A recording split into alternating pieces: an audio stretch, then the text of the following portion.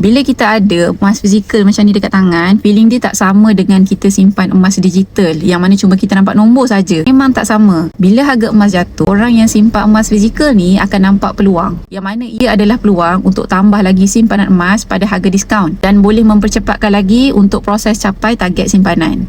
Orang yang simpan emas fizikal, harga emas jatuh, mereka tak risau ataupun menyesal. Sebaliknya, ini adalah berita gembira yang memang ditunggu-tunggu. Kalau tiba-tiba nak pakai duit, tak perlu jual pun emas tu. Kita boleh saja pajak emas ni dekat mana-mana arwah nu. Pas selesai urusan kita, boleh tebus semula cepat-cepat emas tersebut. Emas ni masih kekal milik kita dan tak kurang walaupun 1 gram sekalipun. Tapi bagi mereka yang simpan emas digital, bila harga emas jatuh, yang mereka nampak cumalah rugi sahaja. Rugi, terkilan, menyesal sebab beli emas. Sebab bagi mereka emas ni sama je macam saham. Tak ada apa-apa beza, melainkan hanya tengok nombor dan mengharapkan profit sahaja. Kalau nak pakai duit, memang kena jual dan confirm lah dia akan rugi. Tak ada pilihan lain dah. Sebab tu kalau nak beli emas, belilah emas fizikal dan beli emas dengan ilmu yang betul. Okay, semoga perkongsian saya bermanfaat. Bagi tuan-puan yang nak mulakan simpanan emas fizikal di Public Gold, boleh tinggalkan maklumat, nanti saya akan guide step by step bagaimana untuk bermula, insyaAllah.